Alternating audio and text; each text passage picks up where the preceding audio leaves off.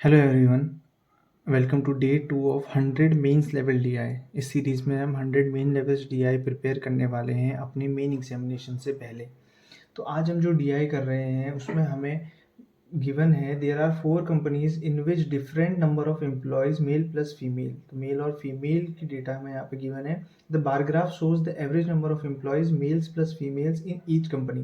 तो ये जो बार ग्राफ है इसमें एवरेज नंबर ऑफ एम्प्लॉय दिया है, मतलब इसमें male employees plus female employees upon 2 दिया है। तो जैसे अगर हम पी के केस में माने तो 20A+3 दिया है, तो ये एवरेज डेटा है। तो टोटल इसका ट्वाइस टू टाइम्स हो जाएगा। अगर हम 2 को इधर ले जाएंगे तो 40A+3 इसका टोटल डेटा हो जाएगा, टोटल नंबर ऑफ एम्प्लॉयज़ इस केस में हो जाएगा। तो सबसे पहले हम क्या करेंगे, जो हमें डेटा गिवन है उसको PQRS कंपनी के लिए इसको हम टोटल नंबर ऑफ एम्प्लॉयज़ इसमें फाइंड आउट कर लेंगे। तो total number of employees P के लिए होंगे 20 है तो 40A+3 हो जाएगा, क्योंकि एवरेज है तो उसका डबल 20 का डबल 40। सेकंड केस में 20A-2 हो जाएगा। थर्ड केस में 20B+6 और फोर्थ वाले में एस के लिए 20A+3 हो जाएगा। अब जो है इसमें हमारे पास दो वेरिएबल हैं, ए और बी। इन वेरिएबल्स को फाइंड करने की हमें ज़रूरत है ताकि हम टोटल नंबर ऑफ एम्प्लॉयज़ का एक्चुअल डेटा फाइंड आउट कर पाएँ। इसके लिए हमें यहाँ पर नीचे कुछ हिंट्स गिवन है। पहली हिंट है the value of A and B are consecutive prime numbers. तो जो ए और बी की वैल्यू है वो कंसेक्यूटिव प्राइम नंबर है। तो ए उसमें ए छोटा है और बी बड़ा है, और प्राइम नंबर जो है 7 से 23 के बीच में। तो ए और बी की वैल्यूज़ हमारे पास 11,13 हो सकती हैं, 13,19 हो सकती है, 17 हो सकती हैं, और 17,19 ये हमारे पास डेटा हो सकता है। इसके अलावा तो कुछ पॉसिबल नहीं है, क्योंकि नेक्स्ट जो प्राइम नंबर है वो 23 है। अब हम इन वैल्यूज़ की हेल्प से यहाँ पर हमारे पास 3 पॉसिबल वैल्यूज़ हैं, तो हम 3 केसेस बनाएंगे और फिर फर्दर चेक करेंगे कि उनमें से कौन सी वैल्यू हमारे लिए वैलिड है। तो सबसे पहले अगर हम ए की जगह पर इस वैल्यू में अगर हम ए की जगह पर 11 और बी की जगह पर 13 पुट करें, तो ए की जगह पर हम 11 पुट करें तो A+3 11+3 14 14 4 जा 56, यहाँ पर हमारा 560 आ जाएगा। ए की जगह पे अगर हम 11 11 - 2 9 9 2 जा 180 13 13+6, बी की वैल्यू 13 है तो 13+6 19 19 2 जा 380, और ए की वैल्यू 11 है, 11 और 3 14 14 2 जा 280। ये वैल्यूज़ हैं इस केस में जब हमने A11 और B13 लिया है। अगर हम A13 और B17 लें तो 13+3 16 4 जा 64 640 यहाँ पर हो जाएगा। 13 - 2 11 11 2 जा 22 220 यहाँ पर हो जाएगा। और B है 17 17 - 6 23 23 2 जा 46 तो 460 यहाँ पर हो जाएगा। A+3 13+3 16 16 +16 2 जा 32 तो 320 यहाँ पर वैल्यू हो जाएगी। थर्ड केस में अगर हम ए को 17 लें और बी को 19 लें, तो 17 और 3 20 24 जा 800 तो 800 यहाँ पे वैल्यू हो जाएगी। A-2 17 - 2 15 15 2 जा 30 300 वैल्यू यहाँ पर हो जाएगी। B-6 19 - 6 13 13 2 जा B+6 सॉरी 19 + 6 25 25 2 जा 50 तो 500 यहाँ पे वैल्यू हो जाएगी। और 20A+3 ए है हमारे पास 17 17 + 3 20 22 जा 400 तो 20 20 जा 400 400 हमारे पास वैल्यू हो जाएगी। अब हमारे पास 3 पॉसिबल वैल्यूज़ हैं हर एक डेटा के लिए, लेकिन इन 3 में से कौन सी वैलिड वैल्यू है, कौन सी हमें इस क्वेश्चन में सॉल्व करनी है, वो हमें फाइंड आउट करने की ज़रूरत है। तो इसके लिए हमें कुछ और हिंट्स दिए हैं। तो नेक्स्ट हिंट है the difference between the male and female. Male और फीमेल का डिफरेंस पी के लिए, क्यू के लिए, आर के लिए और एस के लिए गिवन है, जो कि है 360 220 और 80। और हर एक केस में जो नंबर ऑफ मेल्स है वो ज़्यादा है फीमेल से, एक्सेप्ट आर। आर के केस में मेल्स का जो नंबर है वो फीमेल से कम है। नेक्स्ट हमें क्या डेटा गिवन है, द नंबर ऑफ मेल, ठीक है। लास्ट हमें गिवन है the average number of males in P and S, the sum of average number of males in P and S is greater than 335। तो 2 को हम इधर ले जाएंगे तो हमें यहाँ पे मिल जाएगा कि पी में जितने मेल्स हैं और एस में जितने मेल्स हैं उनका सम 670 से ग्रेटर होना चाहिए, 670 से ग्रेटर होना चाहिए। अब इस डेटा के बेसिस पर हम फाइंड आउट करने की कोशिश करेंगे इनमें से कौन सा डेटा वैलिड है।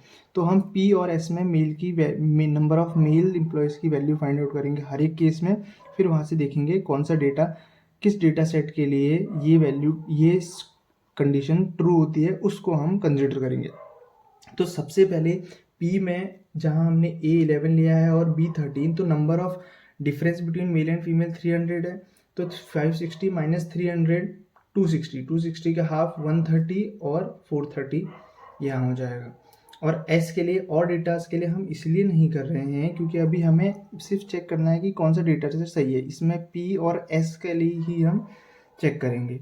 तो नेक्स्ट है S के लिए, S में डिफरेंस है 80, तो 280 माइनस 80 200, 200 का हाफ 100, 100 और 80 180। तो अगर हम यहाँ पे चेक करें नंबर ऑफ मेल्स 430 और 180, तो यहाँ पर हमारा आ जाएगा 610। 610 जो है 670 से छोटा है, तो ये वाला डेटा सेट हमारा गलत हो जाएगा, इसको हम कंसिडर नहीं करेंगे।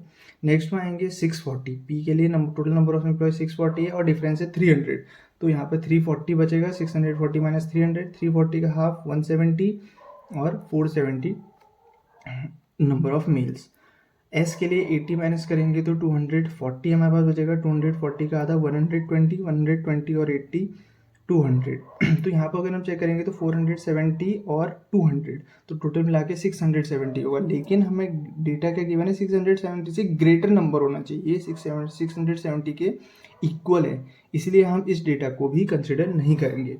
थर्ड केस में अगर हम आए तो 800 माइनस 300 500 का हाफ 250, तो 250 नंबर ऑफ फीमेल्स हैं और 550 नंबर ऑफ मेल्स हो जाएगा। और यहाँ हम चेक करें तो 400 माइनस 80 320 का हाफ 160 और 160 प्लस 80 160 प्लस 80 240। तो अगर हम यहाँ पे टोटल नंबर ऑफ मेल्स को चेक करें तो 500 और 600 700, ये वैसे ही 700 से ज़्यादा हो रहा है, तो इसका मतलब ये कंडीशन ट्रू है, इसको हम कंसिडर करेंगे। तो अब ये कंडीशन ट्रू है तो इसके लिए हम बाकी नंबर ऑफ एम्प्लॉयज़ भी फाइंड आउट कर लेते हैं। अब क्यू के केस में 300 टोटल नंबर ऑफ एम्प्लॉयज़ है और डिफरेंस है 60, तो 300 माइनस 60 240 का हाफ 120 प्लस 60 180। आर के केस में क्या है कि नंबर ऑफ मेल जो है वो कम है और नंबर ऑफ फीमेल्स ज़्यादा हैं, तो नंबर ऑफ फीमेल्स डिफरेंस है 220, 500 में से 220 माइनस करेंगे तो बचेगा 280 का हाफ 140, तो 140 या नंबर ऑफ मेल्स होगा और 140 प्लस 220 360 नंबर ऑफ फीमेल्स हो जाएगा इस केस में, क्योंकि हमें गिवन है number of mail in are is less than number of females. तो इस तरीके से ये हमारा डेटा सेट सॉल्व हो गया। यहाँ पे हमने कॉन्सेप्ट यूज़ करा बार ग्राफ और एवरेजेस का।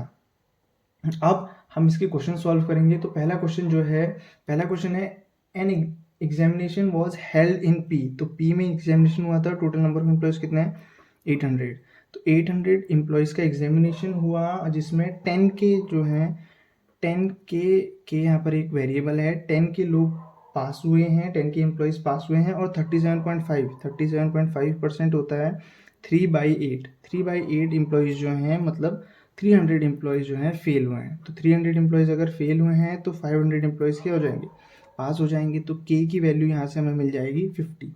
अगर के की वैल्यू 50 है तो हमें क्वेश्चन दिया है फाइंड द वैल्यू ऑफ के माइनस ए, तो के माइनस ए वैल्यू फाइंड करेंगे तो 50 और यहाँ पर हमने ए की वैल्यू ली थी 17, 15 माइनस 17 33। तो अगर आप देख सकते हैं हमारा आंसर सही आ रहा है 33। नेक्स्ट क्वेश्चन की तरफ अगर हम जाएं तो हमें देखने को मिलता है statement based question. Statement based question में क्या है, find the total number of employees in company Z, तो एक और कोई कंपनी है Z, उसमें हमें total number of employees find out करना है। तो हमें डेटा क्या गिवन है, पहली स्टेटमेंट में हमें गिवन है the number of male employees, तो number of male employees in Z is a multiple of 100, तो 100 का मल्टीपल है और it is more than the number of employees in female employees in company P से ज़्यादा है, तो 3 या 4 5 ऐसे कुछ हो सकता है, and less than the number of employees in R, तो R के फीमेल एम्प्लॉयज़ से कम है, तो 250 और 360 के बीच में 100 का मल्टीपल 3, तो यहाँ पे नंबर ऑफ एम्प्लॉयज़ हो जाएगा 300। लेकिन इस डेटा से हमें जो वैल्यू फाइंड आउट करनी है total number of employees Z नहीं मिल रही है, तो ये डेटा सफिशिएंट नहीं है। तो इसके साथ हमें कुछ और भी चाहिए। सेकंड स्टेटमेंट अगर हम चेक करें, the number of female employee in Z, तो जेड में जो फीमेल एम्प्लॉय है वो 100 ज़्यादा है मेल एम्प्लॉय से, तो total number of employees 400 female employees. तो फर्स्ट और सेकंड डेटा को यूज़ करके हमें मिल जाएगा कि total number of employees in Z हो जाएगा 700। तो जैसा कि आप आंसर भी देख सकते हैं, बोथ 1 and 2 टुगेदर है, तो दोनों स्टेटमेंट्स की हमें ज़रूरत पड़ी इस क्वेश्चन को सॉल्व करने के लिए। नेक्स्ट है लास्ट वाला, the number of male employees in P, तो पी में जितने एम्प्लॉयज़ हैं x% हैं number of male employees in P, तो मेल एम्प्लॉयज़ पी में है 550 is x% of female employees इन, ठीक है। तो x की जगह पे कोई वैल्यू आएगी जो नीचे गिवन है, तो फर्स्ट ऑप्शन का अगर हम वैल्यू लें तो 55% of female employees of f।